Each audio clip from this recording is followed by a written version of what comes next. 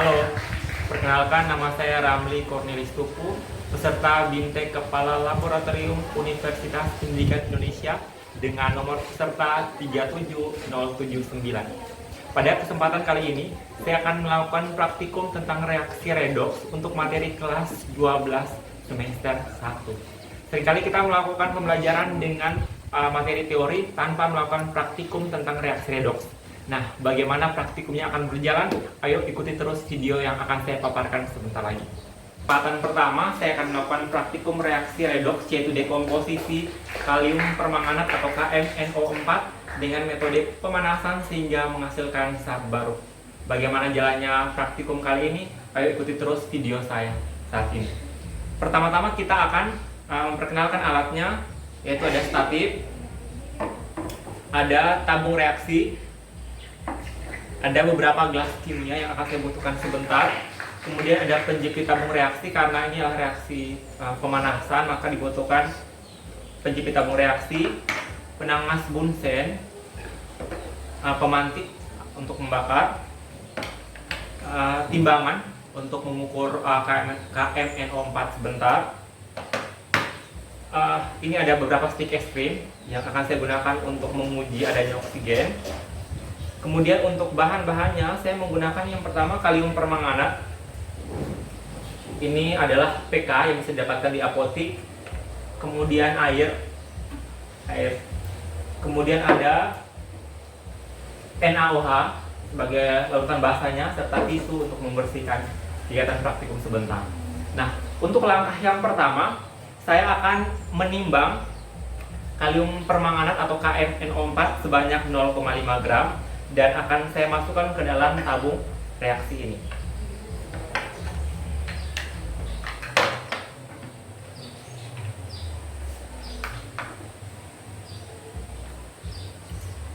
Baik, setelah mendapatkan 0,5 gram, saya langsung memasukkannya ke dalam tabung reaksi ini.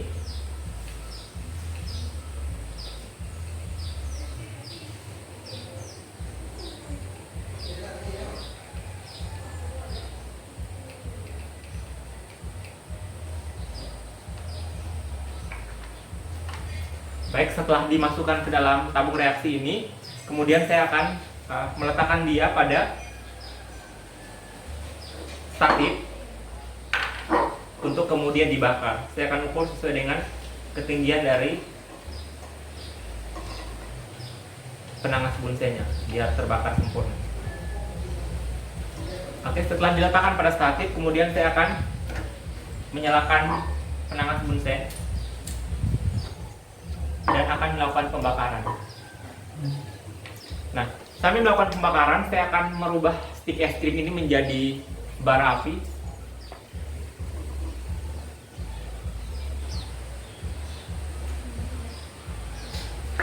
Pembakarannya akan terus berlanjut.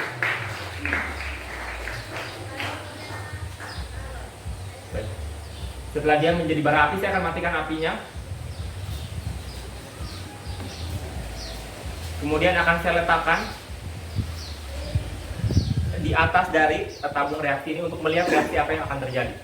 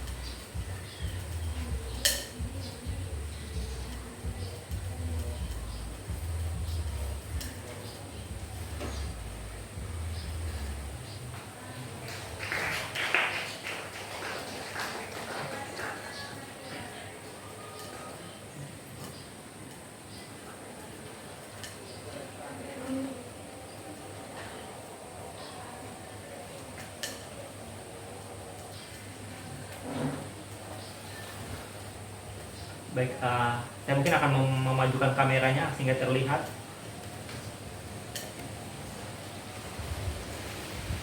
Ya.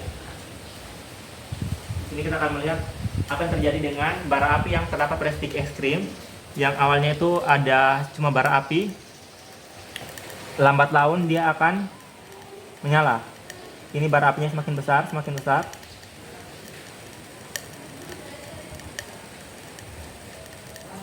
Dari yang tadi tidak jadi apa-apa, kemudian perlahan-lahan sudah mulai muncul bara api yang sangat besar.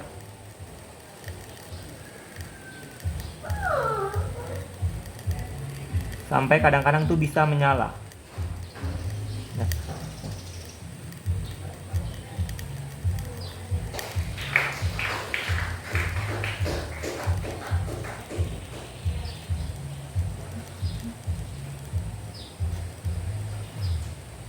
Ya, ini sudah menyala, tapi kalau kita lihat dia punya nyala tadi. Selesai. Dari bara api yang tadi biasa kemudian akan membesar dan pada akhirnya akan menyala. Lalu kita akan mematikan apinya. Kemudian penangas buntutnya akan saya matikan. Dan saya akan mempersiapkan larutan NaOH pada gelas kimia ini. Sedikit saja.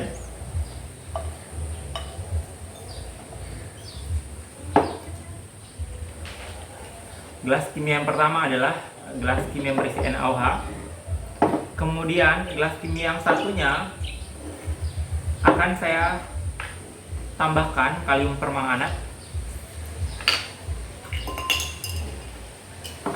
di dalamnya. Sedikit saja. Ya. Pertama-tama saya akan menuangkan air pada kalium permanganat yang tidak diberikan perlakuan apa-apa. Kemudian saya akan aduk sebentar. Kemudian saya akan menambahkan kalium permanganat yang sudah dibakar ke dalam NaOH yang sudah saya tuangkan tadi.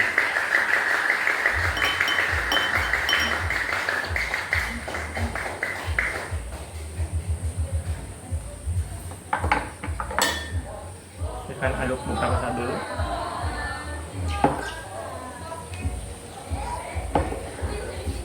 Nah, ini berikut kita bisa dekatkan kameranya dan kita bisa melihat perbandingan antara kalium permanganat tanpa perlakuan.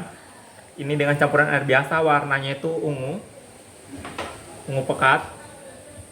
Kemudian ini adalah kalium permanganat yang telah dicampur dengan sebuah basa tertentu. Setelah melewati proses pemanasan, terdapat perbedaan warna pada kedua senyawa ini. Yang pertama warnanya ungu, kalium permanganat tanpa perlakuan.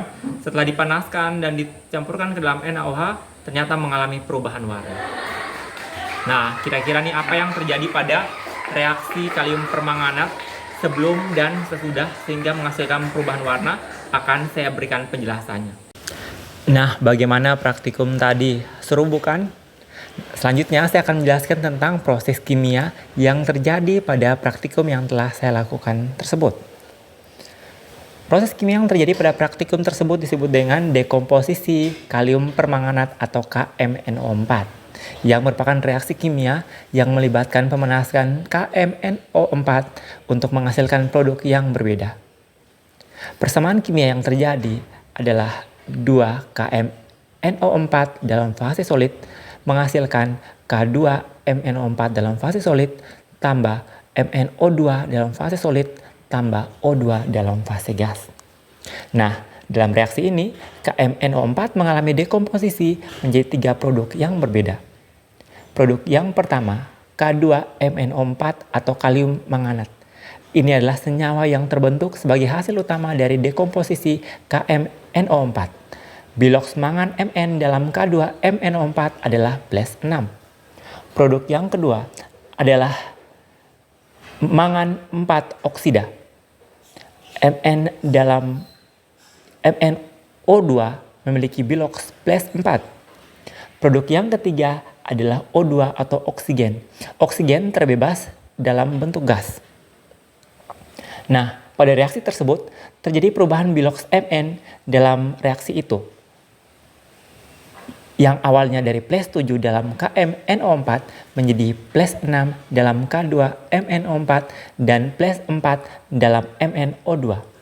Ini menunjukkan reduksi mangan dari plus 7 ke plus 6 dan kemudian ke plus 4, yang merupakan indikasi bahwa reaksi ini melibatkan transfer elektron atau reduksi mangan.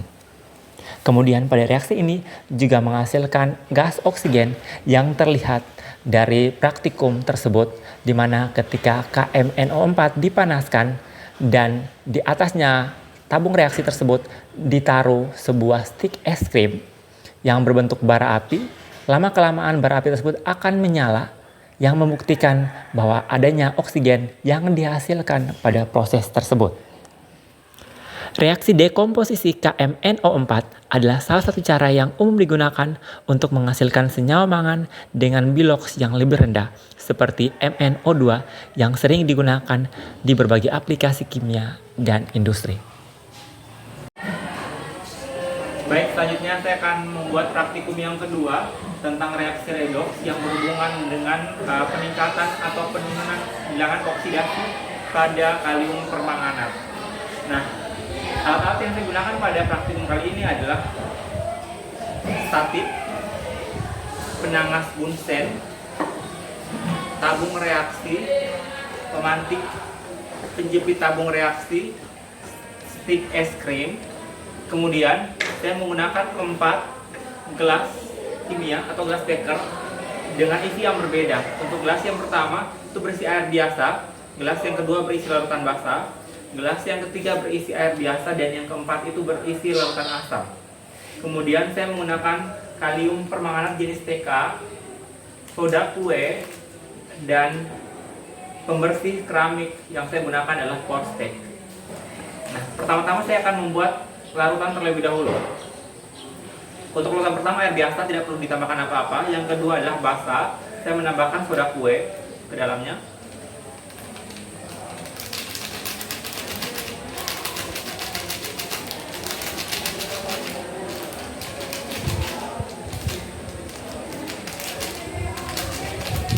Saya mungkin akan sedikit lagi menambahkan soda kue sehingga konsentrasinya itu bisa tepat.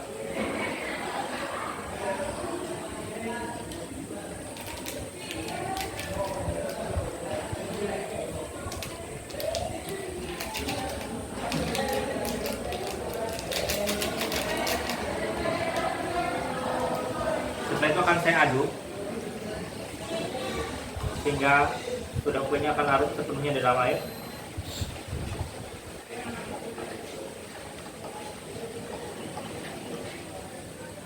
Ya. Kemudian yang ketiga air biasa, yang keempat ini saya akan tambahkan cairan Porsteak ke dalamnya.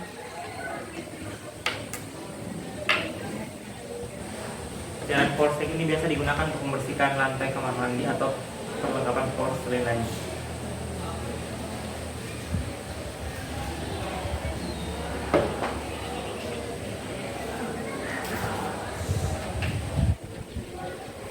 Langkah selanjutnya saya akan melakukan pembakaran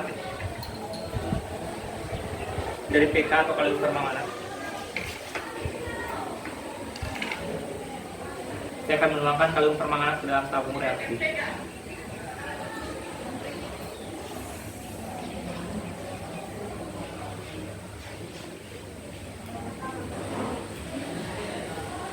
Setelah dirasa cukup, saya akan melakukan pembakaran. Akan saya hidupkan terlebih dahulu penangas bunsennya.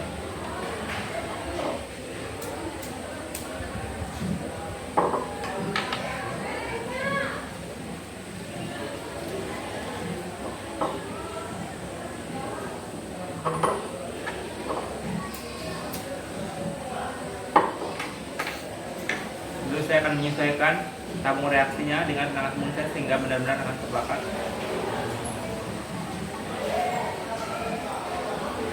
Nah, reaksi pembakaran ini akan dilakukan sampai oksigennya itu telah habis. Indikator untuk melihat oksigennya habis adalah kita bisa menggunakan stik es krim yang kita bakar terlebih dahulu di api. Kemudian setelah dia membentuk bunga api, Kita matikan apinya dan kita letakkan di atas tabung reaksi. Karena ini reaksi menghasilkan oksigen, maka lambat laun stik es krim yang tadi berupa bara api akan menyala atau akan bertambah bara apinya.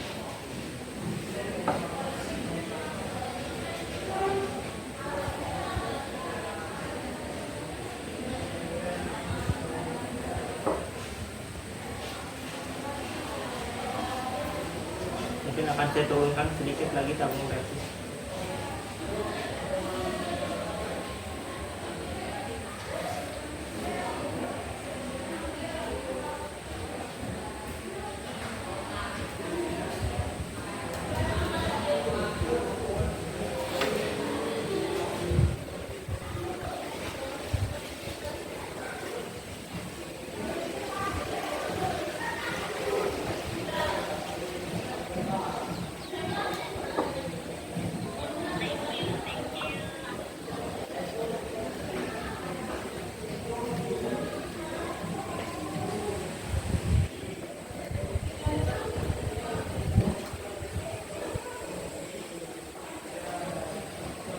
Baik, sambil menunggu reaksi pembakarannya, saya akan memasukkan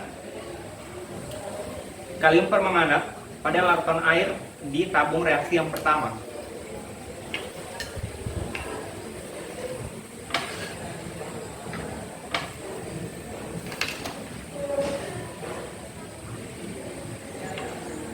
Saya akan larutkan.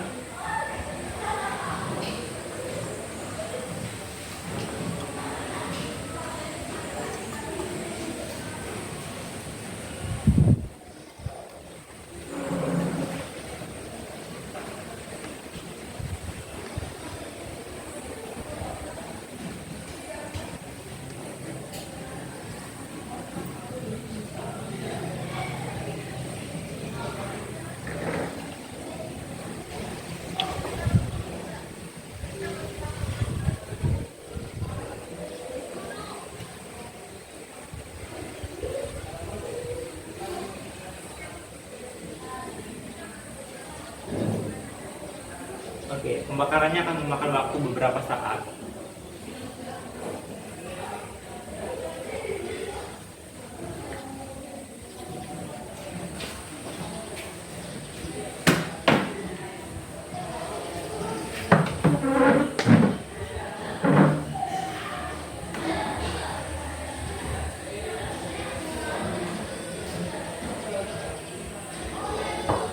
Mungkin ini transbuntannya perlu saya tambahkan dia punya.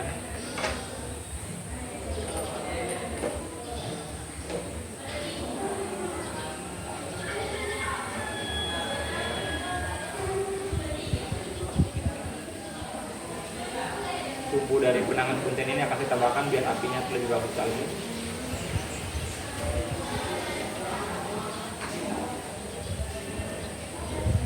Kemudian saya akan tambahkan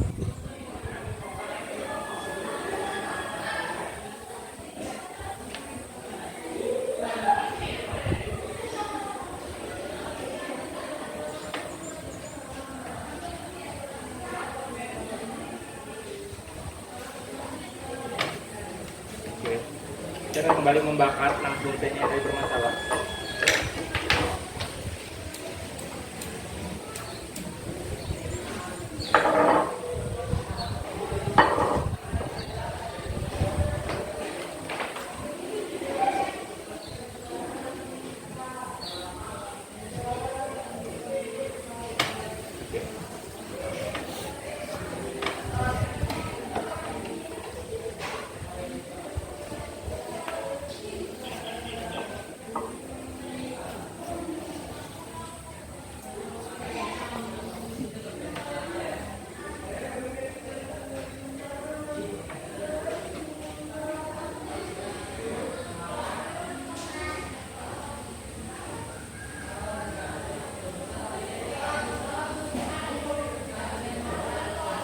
Oke, saya akan menunggu sampai beberapa saat sehingga pembakarannya bisa berjalan dengan baik.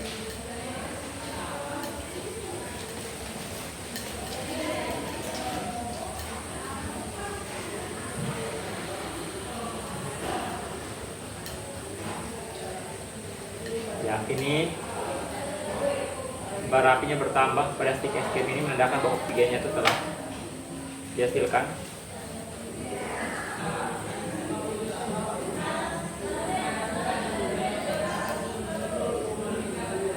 Bahkan kalau misalnya oksigennya dihasilkan dalam jumlah yang banyak bisa membuat api ini bisa menyala stick es krimnya.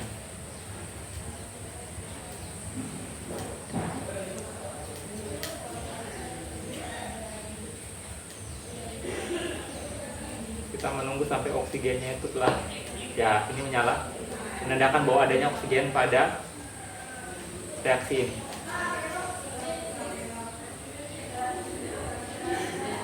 Oke, kita biarkan beberapa saat.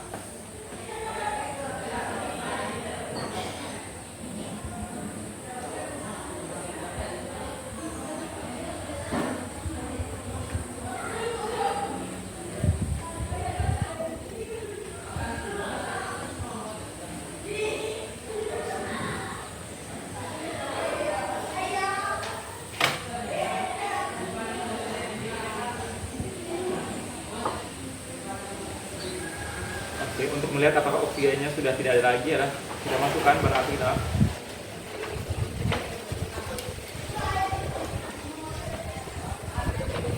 Sedikit ada oksigen yang masih ada, kita diamkan sebentar dulu.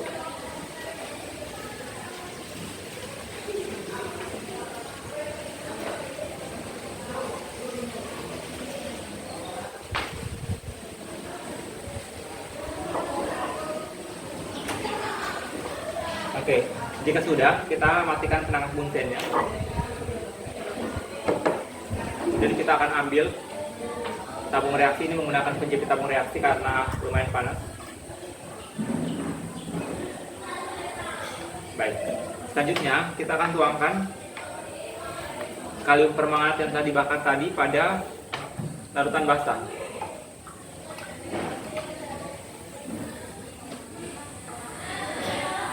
Tuangkan sedikit.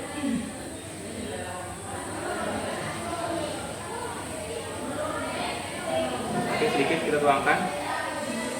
Kemudian kita akan aduk dia. Mungkin akan saya tambahkan sedikit lagi.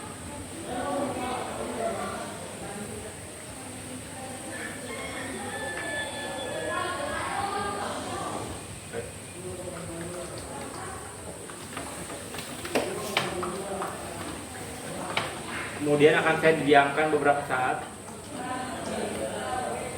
Selanjutnya saya akan tambahkan pada air biasa.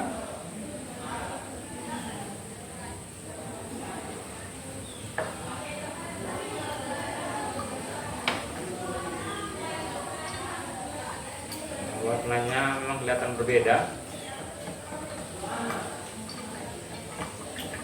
Kemudian saya akan tambahkan PK yang tidak diberi perlakuan apa-apa pada campuran larutan Fiksal.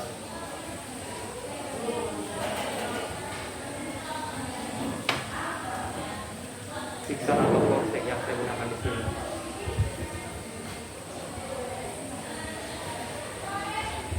Dari tadi biru.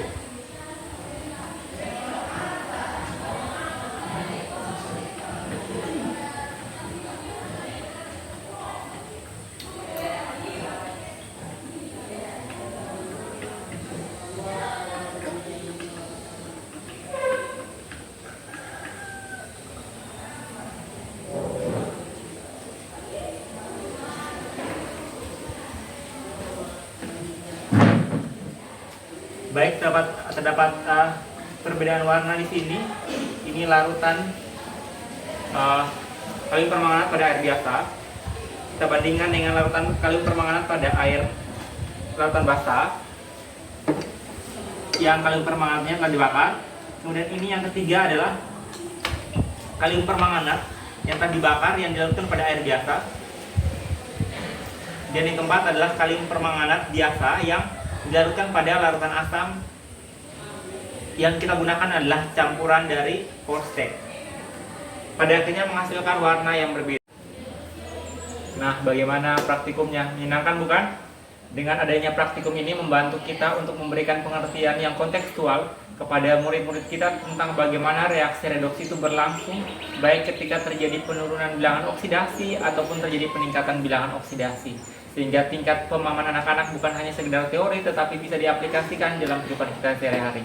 Dan kiranya video ini bisa membantu kita semua. Semangat untuk kita semua.